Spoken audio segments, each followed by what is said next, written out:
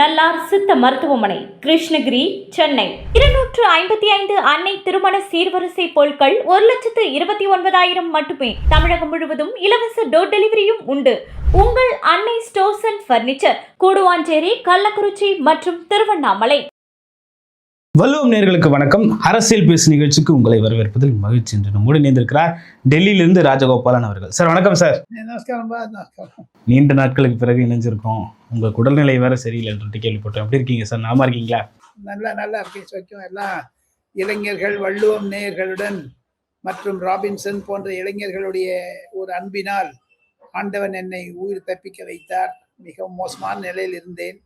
தாங்கள் நேற்று கூப்பிட்டீர்கள், நான் உடனே வந்தேன். காரணம் என்ன என்று கேட்டால், வள்ளுவம் வாழ்க, ராபின்சன் வாழ்க, உங்க டீம் வாழ்க. சார், தமிழ்நாட்டில் இந்த தேர்தல் களம் ரொம்ப சூடு பிடிச்சிருக்கிறத பார்த்துருக்கோம். அதாவது தேர்தல் 4 முனை போட்டின்றது கிட்டத்தட்ட உறுதியாயிடுச்சுன்னு சொல்லிட்டு பார்க்குறோம். திமுக, அதிமுக, நாம் தமிழர், தாவேக அப்படின்னு சொல்லிட்டு 4 முனையாக களம் இருக்கிறத பார்க்குறோம். யார் யாருக்கு எப்படி இருக்க போகிறது இந்த தேர்தல் களம் அப்படின்ற ஒரு கேள்வி இருக்குது. எப்படி பார்க்குறீங்க இதை? இன்று ஏபிஎஸ் அவர்கள் டெல்லி வந்திருக்கிறார். இன்று காலை ராகுல் காந்தியுடைய ஒரு ஆப்த நண்பர் விஜயுடன் பேசியிருக்கிறார். அந்த 28 தொகுதிகளில், காங்கிரஸ் போட்டி போடக்கூடிய தொகுதிகளில் ஒரு ஃப்ரெண்ட்லி கண்டெஸ்ட் வச்சுக்கலாமா அப்படின்னு கேட்டிருக்காங்க. ஒரு கன்ஃபியூஷன் வந்திருக்குது. 4 முனை போட்டி என்பது தமிழகத்திற்கு புதியதல்ல. 3 முனையிலிருந்து நான் 1967 இந்த தேர்தல்களை எல்லாம் பார்த்து கொண்டு வருவதனால் எனக்கு இந்த 4 முனை போட்டி, 3 முனை போட்டி எல்லாம் ஒண்ணுமே.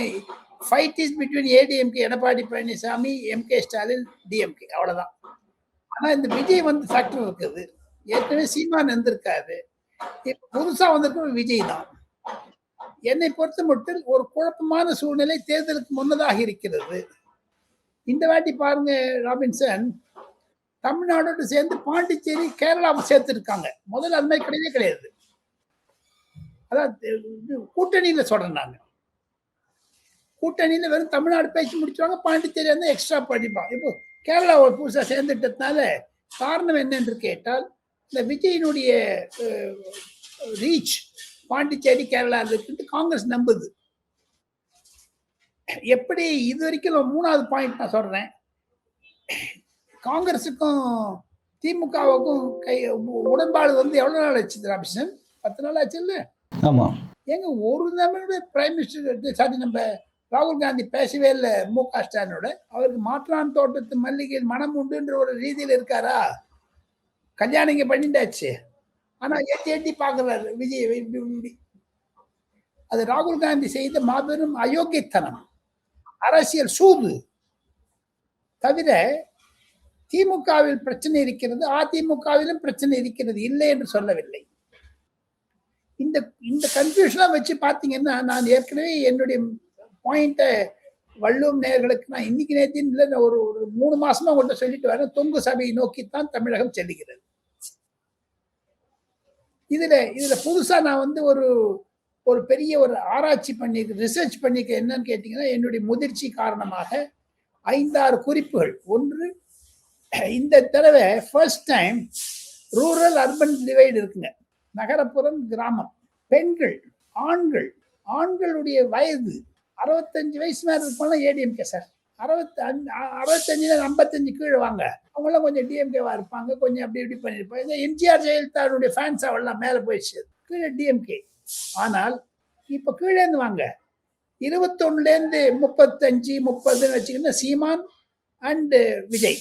உதயநிதியை சேர்த்துக்குவாங்க சார். அவர் திமுக இல்லைங்களா? நான் கட்சிக்க உதயநிதி சொல்லாதீங்க. உதயநிதி தான் இந்த தேர்தலில் காணாமல் போய் விடுவார்கள். 2026 தேர்தல் என்பது திமுகவிற்கு ஒரு மாபெரும் சோதனை காலம். இந்த ஏஜ் குரூப்ல பாருங்க ராபின்சன், பெண்கள்ல என்ன பொறுத்த மட்டும் 2,50,00,000 வாட் எவர் தட் நம்பர், அதுல ஏறி வச்சுங்க ஒரு 75 லட்சத்திலிருந்து ஒரு 65 70 மட்டும் வச்சுங்க, சீமான்ட்ட வந்துருவாங்க. அதே நம்பர் இவங்கிட்ட போயிடும், விஜய் கிட்ட போயிடும். மீதி இருக்குதுன்னா ஏடிஎம்கே டிஎம்கே பிரிச்சுப்பாங்க. ஆனா அதுல இப்போ இஸ்லாமியர்கள், கிறித்துவர்கள் 50% விட்டு போயிடும், விஜய் கிட்ட போயிடும். ஒரு 25 to 30% சீமானோட வரும். காங்கிரஸுக்கு வந்து கிடைக்க போது 0, டிஎம்கேக்கு கிடைக்க போது அந்த மிச்சம். இப்படி பார்த்தீங்கன்னா வகுப்பு வாரி, ஜாதி வாரி, வயது வாரி பிரிச்சு பிரிச்சு பிரிச்சு பிரிச்சு பார்த்தீங்கன்னா எனக்கு என் மனதில் படுவது, ஏன்னா இப்போ நான் வந்து ஒரு 2 ஸ்டாட்டிஸ்டிக்ஸ் நான் எடுத்தேங்க. நான் வந்து ஒரு பெரிய ரிசர்ச் பேப்பர் ஒன்று பண்ணியிருக்கேன் Robinson.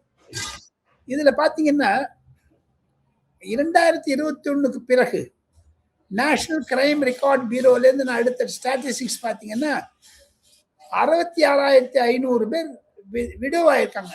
60,000 people more and above widows, விதவைகளாக இருக்காங்க. அந்த பெண்ணுகள்லாம் 30 வயசு கீழுங்க. அவங்கெல்லாம் நிச்சயம் ஒரு கம்பெனியில் 2 ஓட்டுன்னு வச்சுங்க, கிட்டத்தட்ட ஒரு 1 லட்சம் 2 லட்சம் குடும்பம் அதில் போயிடுங்க. ஒரு குடும்பத்துக்கு 4 ஓட்டுன்னு வச்சுருந்தீங்கன்னா குறைஞ்சது இதை ஒரு 10% நீங்கள் எடுத்துட்டீங்கன்னா டிஎம்கே அவுட். டிஎம்கேக்கு விரோதமான சக்திகள் அவங்கெல்லாம். அந்த விதைவானது எது? போதைப் பொருள்னால, சாராயத்தினால, ஆக்சிடென்ட்னால, சாரி இந்த ஆக்சிடென்ட் இன் த சென்ஸ் பாலியல் கொள்கை, கொலை. ஸோ அப்படி நீங்கள் எல்லாத்தையும் டிவைட் பண்ணி வந்தீங்கன்னா you get a clear picture. Tamil Nadu வந்து ஒரு சைடாக இருக்காதுங்க, இந்த வாட்டி மிக்சடாக இருக்குங்க. ஓகே சார், சட்டம் ஒழுங்கு வந்து சீர்கெட்டு இருக்குன்னு சொல்லிட்டு எதிர்க்கட்சி தலைவர் எடப்பாடி பழனிசாமியில இருந்து அன்புமணி, சீமான், விஜய் ஆகிய எல்லாருமே வந்து விமர்சித்து பேசியிருக்காங்க. சட்டம் ஒழுங்கு பிரச்சனை இந்த தேர்தலில் ஒரு மேஜர் ரோலை பிளே பண்றதுக்கான வாய்ப்பு இருக்குமா, இல்லை அது எப்பவும் போல அது கடந்து போறதுக்கான ஒரு வாய்ப்பு இருக்கும். அண்ணாமலை அண்ணா யூனிவர்சிட்டியில் நடந்த அந்த ஒரு சார் கொலையே ஒன்று போதுங்க.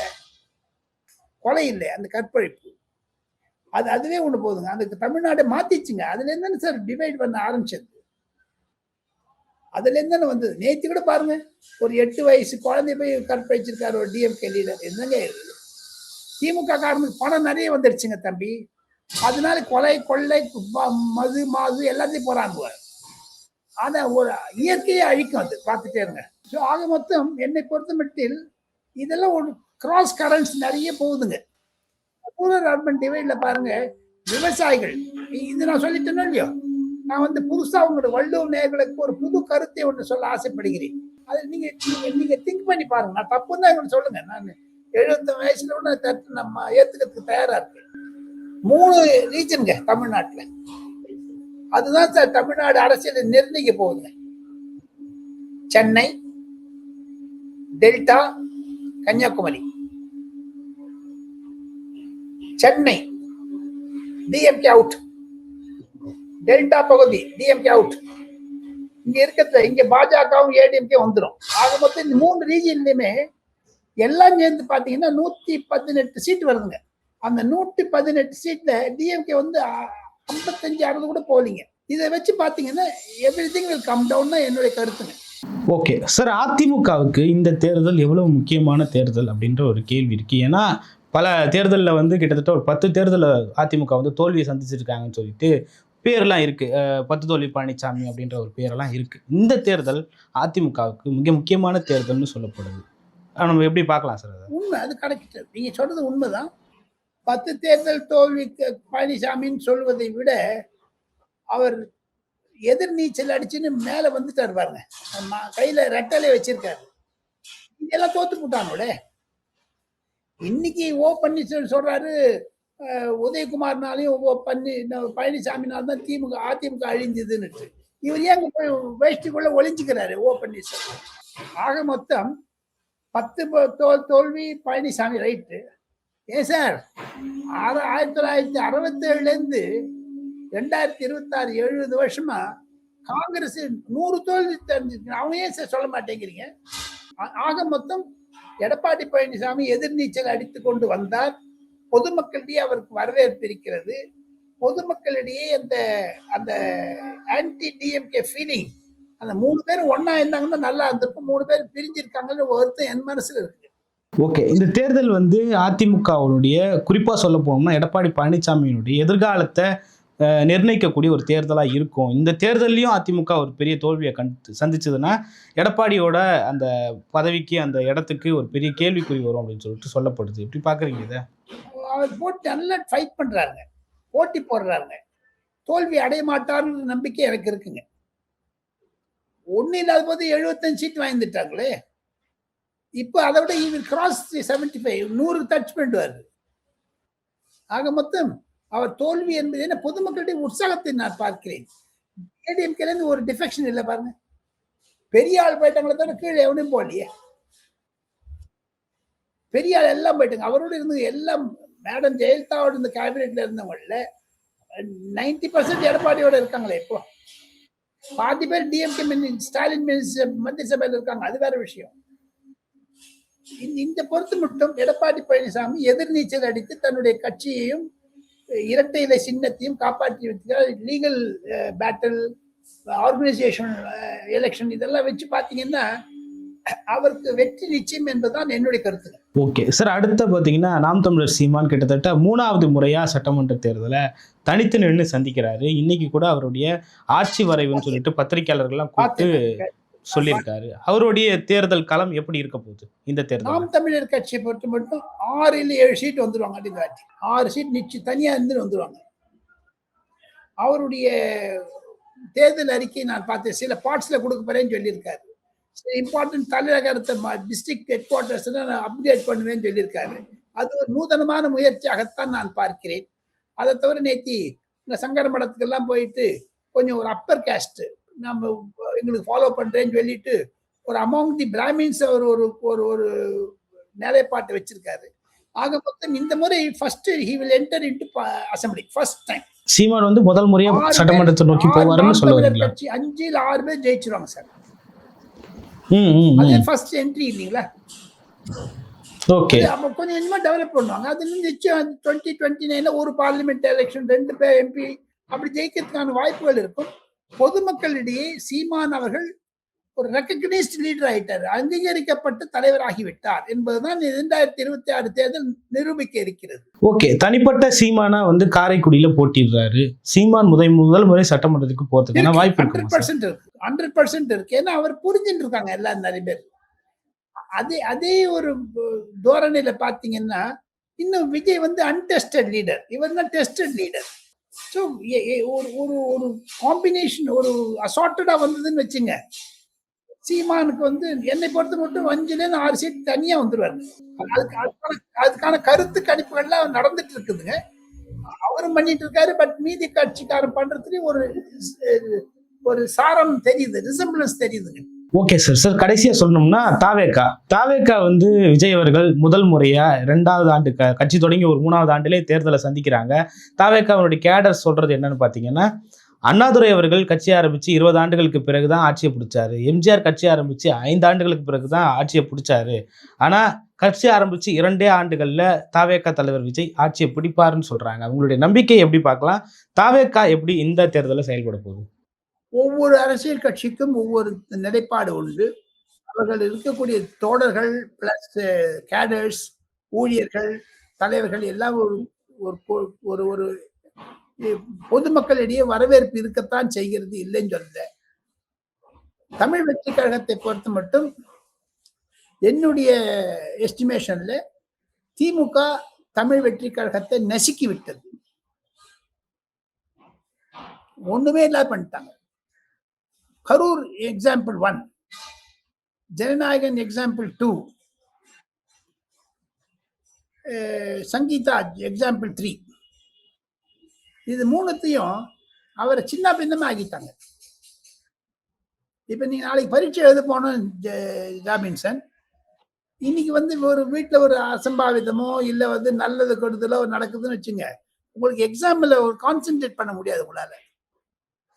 அந்த மாதிரி விஜய் வந்து தேர்தலில் இருந்து அந்த திசையை திருப்பியது, அந்த ஒரு ஒரு அயோக்கியத்தனத்தை செய்தது திராவிட முன்னேற்ற கழகம். அவர் ஸ்பீட் பிரேக்கர் போட்ட வச்சாங்க. இப்ப பாருங்க, விஜயினை பொறுத்த மட்டும் இந்த தேர்தலில் எனக்கு இருக்கக்கூடிய ஒரு அண்டர்ஸ்டாண்டிங்ல ஒரு 35 to 40 சீட் ஜெயிச்சிருவாங்க. அது வந்து திமுகவுக்கு லாபமா இருக்குமா, அதிமுகவுக்கு லாபமா இருக்குமா, காங்கிரஸ் எவ்வளவு ஜெயிக்குது அதெல்லாம் பார்த்தீங்கன்னா, கூட்டணியே மாறுவதற்கான ஒரு சூழ்நிலையை உருவாக்கி விடுவார் விஜய். கூட்டணிகள் இருக்கக்கூடிய கட்சிகளையே மறுமலர்ச்சி திராவிட முன்னேற்ற கழகம் போன்றவர்கள் அதிமுகவிற்கு போக சான்ஸ் இருக்கு. ஏன்னா மத்திய அரசாங்கத்துடன் அதிமுக காம்பினேஷன்ல இருக்கிறதுனால எடப்பாடி பழனிசாமிக்கு வெற்றி வாய்ப்பு அதிகமாக இருக்கிறது. திமுகவிற்கு எதிராக இருக்கிறது. திமுகவிற்கு மெயின் எதிரி யாருன்னு கேட்டீங்கன்னா விஜய் தான். ஸோ ஆக மொத்தம் விஜயை பொறுத்த மட்டில் நான் குறித்த கணக்குப்படி பார்த்தீங்கன்னா ஒரு அர்பன் சீட்ஸ் நிறைய வின் பண்ணுவார், ரூரல்ல தோத்து போடுவார். ஓகே சார், இந்த கூட்டணி பிரச்சனையில தாவேக்கா எங்கேயோ ஒரு இடத்துல கோட்டை விட்டுருக்காங்களோன்ற மாதிரியான ஒரு சந்தேகம் இருக்கு. ஏன்னா ஒரு மாசத்துக்கு முன்னாடி காங்கிரஸோட பேசிக்கிட்டு இருந்தாங்க, இப்போ ஒரு வாரத்துக்கு முன்னாடி பாஜக அதிமுகவோட பேசிக்கிட்டு இருக்காங்க. மக்கள் மத்தியில ஒரு கிரெடிபிலிட்டி இழந்திருக்காங்களா தாவேக்கா அப்படின்ற ஒரு கேள்வியும் இருக்கு. நான் நேர்மையா பதில் சொல்லணும்னா கிரெடிபிலிட்டி இல்லவே இல்லைங்க, இழக்கிறதுக்கு எங்க இருக்கு. ஏன்னா அவர் ஃபர்ஸ்ட் ஆஃப் ஆல் அந்த ராகுல் காந்தி பேசின உடனேயுமே அவர் பூரித்து போனார். overwhelmed by his telephone call, ராகுல் காந்தி's telephone call. அதுலயே அவர் பார்த்தாரு தொடர்ந்து வச்சுக்கலாமான்னுட்டு. அந்த கரூர் வந்த உடனே ராகுல் காந்திக்கு விஜய் மேல மோகம் அதிகமா போயிடுச்சு. அதனுடைய தொடர்ச்சி தான் இன்னைக்கு காலையில கூட ராகுல் காந்தியினுடைய ஒரு முக்கியமான ஒரு நபர் விஜயுடன் பேசி 28 சீட்டுக்கு காங்கிரஸ் எங்க போட்டி போடுறாங்களோ அங்க கொஞ்சம் சாஃப்ட் கேண்டிடேட் போட்டுங்க, ஃப்ரெண்ட்லி கண்டெஸ்ட் வச்சுக்கலாம் அப்படின்னு அழைக்கிறாங்க. இது வந்து பாண்டிச்சேரி பாதிக்கும், கேரளாவை பாதிக்கும். கேரளாவிலையும் சரி, பாண்டிச்சேரி இருக்கு திமுக காங்கிரஸ் அலையன்ஸ் வராத இருக்கிறதுக்கு காரணம் ராகுல் காந்தி. அதுக்கு முக்கியமாக இருக்கிறது விஜய். மைனாரிட்டி ஓட்ஸ் சொல்லிட்டு திமுக பயந்தாங்க. அந்த பயத்தை கூட்டம் வரத பார்த்தோம்னு நிஜமாவே திமுக வந்து விஜய் நெசிக்குதுங்க, இன்க்ளூடிங் இந்த ரஜினிகாந்த் விஷயத்த கூட. அவங்க எல்லா விஷயத்திலும் அவனை ஸ்டாப் அப் பண்ணிட்டே வந்தாங்க, வெட்டிட்டே வந்தாங்க. அதுக்கு அது எப்படி எடப்பாடி பழனிசாமி எதிர்நீச்சல் அடிச்சான்னு சொன்னா அது மாதிரி விஜயும் சுப்ரீம் கோர்ட் நாடினார், எஸ்ஐடி வந்து சிபிஐ வந்தது. அதுக்கு இந்த மாசம் கடைசியில் சார்ஜ் ஷீட் போட்டவங்க அவரே மாட்டிப்பாரு, தமிழ்நாடு அரசாங்கமும் மாட்டிக்கும். அப்ப இந்த சங்கீதா விஷயத்துல எதுவா நான் பாத்துக்கிறேன், வெற்றி நமதே கான்பிடென்டா இருங்கன்னு சொல்லினாரு. ஸோ அதெல்லாம் அவர் பார்த்துக்கிடுவாரு. சிலது நீதிமன்றம் பார்க்கும், மக்கள் மன்றம் பார்க்கும். குறைபாடுகள் தனிப்பட்ட வாழ்க்கையில் இருக்கத்தான் இருக்கிறது, யாரும் இல்லைங்கிற அதையெல்லாம் பெருசு பண்ண நடக்கும். அப்படி பார்க்க போனீங்கன்னா ஒரு முக்கியமான பதவியில இருக்கு 3 பொண்டாட்டி இருந்துக்கலாம் இருக்கு, அதெல்லாம் பார்க்க முடியாது நம்ம இல்லையா. ஓகே சார், இந்த ஃப்ரெண்ட்லி கண்டஸ்டன்ட்ஸ்னு சொன்னீங்க, அது வந்து தாவேக்காவுக்கும் காங்கிரஸுக்கும் ஏதோ ஒரு உள்ளடி வேலை இருக்குன்னு சொல்லிட்டு சொன்னீங்க, மறைமுக கூட்டணின்னு சொல்லிட்டு சொல்றீங்க, அது உண்மையா சார்? அது நான் கேள்விப்படுற மட்டும் டெல்லியில் அந்த மாதிரி தான் பேசிக்கிறாங்க சார். அந்த மாதிரி என்ன ராகுல் காந்தி நம்ப முடியாதுங்க சார். ஸ்டாலினே கால்வாரி விடுவாரு. இல்ல அதனால காங்கிரஸுக்கோ தாவேக்காவுக்கோ என்ன லாபம் வரப்போகுது அப்படின்ற ஒரு கேள்வி இருக்கு. போஸ்ட் போல் அலையன்ஸ்ல வரும் லாபம். இப்போ வருதோ இல்லையோ, போஸ்ட் போல் அலையன்ஸ்ல சப்போஸ் காங்கிரஸ் வந்து ஒரு 8-10 சீட் ஜெயிச்சுன்னு வச்சுங்க, அவங்க வந்து விஜயோட போயிட்டு ஏடிஎம்கேயோட போயிட்டு பாஜக அழிச்சு விட்டலாமான்னு பார்ப்பாங்க. இல்லையா காங்கிரஸை அழிச்சு விட்டுட்டு விஜயோட சேர்ந்து பண்ணலாமான்னு பார்ப்பாங்க. அதுக்கு ஒரு காமன் மினிமம் ப்ரோக்ராம் வைக்கிறேன்னு அந்த சினாரியோ வந்து ரொம்ப difficult to forecast. Okay sir, அப்புறம் டெல்லியில் நடக்கிற ஒரு முக்கியமான விஷயங்களை பற்றி பேச வேண்டியது இருக்குது. அதாவது ஜனநாயகனோட அந்த சென்சார் போர்டு இஷ்யூ, அவங்க வந்து சென்சார் போர்டு வந்து பார்த்துட்டு தேர்தல் ஆணையத்துக்கு அனுப்பியிருக்காங்க. என்ன சொல்கிறாங்க தேர்தல் ஆணையம்? படம் தேர்தலுக்கு முன்னாடி வெளியாகிறதுக்கான வாய்ப்பு. படம் தமிழ் புத்தாண்டன்று வெளியிடப்படும். தேர்தலுக்கு முன்னாடி இன்னும் 3-4 நாட்களில் அந்த படத்தை எலெக்ஷன் கமிஷன் ரிலீஸ் பண்ணுவாங்க. சில கட்டிங் அவங்களும் பண்ணுவாங்க. காரணம் என்னன்னு கேட்டால் அந்த இன்ஃபர்மேஷன் பிராட்காஸ்டிங் மினிஸ்ட்ரி சொல்லிட்டாங்க, தேர்தல் கமிஷனுடைய பர்மிஷன் இல்லாத நாங்கள் ரிலீஸ் பண்ண கொடுக்க மாட்டோம்னு அதில் எழுதி போட்டிருக்காங்க. மும்பையில் நடந்த ஃபிலிம் சென்சார் அதில் அந்த தமிழ் வெற்றி கழகத்தினுடைய பிரதிநிதி அதில் உட்காந்துருக்காங்க, அந்த ப்ரொடியூசரும் வந்து உட்காந்துட்டாங்க. எதுக்காக எலெக்ஷன் கமிஷன் வருதுன்னு கேட்டீங்கன்னா தேர்தல் நடக்குது, அதுக்காக. ஒரு கான்ட்ரவர்ஷியல் சினிமா இருக்குது, நாளைக்கு இதனால தேர்தலுடைய சுதந்திரம் பாதிக்கக்கூடாது என்பதற்காக தேர்தல் கமிஷனுடைய ஆங்கிள் எடுத்துக்கிறாங்க. பொலிட்டிக்கல் கிளியரன்ஸ் ஃப்ரம் தேர்தல் ஆணையம் அது 2 நாள்ல கிடைச்சிருங்க. இன்னைக்கு தேதி வந்து 19 இல்லைங்களா, 25 தேதி வகையில் அங்கே கிடைச்சிருங்க. ஏப்ரல் 14ஆம் தேதி இந்த படம் ரிலீஸ் ஆயிடுங்க. ஓகே சார், ஆனால் அதுவே வந்து ஒரு அரசியல் படம்னு சொல்றாங்க. இந்த அரசியல் படம்ன்றதுனால விஜய்க்கு ஒரு செல்வாக்கு மிக்க ஒரு படமா அது இருக்காதா? தேர்தலில் அது பிரதிபலிக்காதா? சொல்லுங்க, வந்துதா புஷு போயிடுச்சு. ஸோ இதனுடைய எழுச்சி எப்படி இருக்குன்னு தான் பார்க்கணும். பராசக்தி நாங்கள் அந்த போட்ட பணத்தை எடுத்தானுவேன். பட் இருந்தாலும் அதுக்கு இம்பாக்ட் இல்லைங்களே. ஆன்டி இண்டிஜ் அஜிடேஷன் நாங்கள் பட்டுன்னு போயிடுச்சுங்களே. பல்வேறு கருத்துக்களை பகிர்ந்து கொண்டீங்க. மற்றும் ஒரு காலம் சந்திப்போம். நன்றி சார்.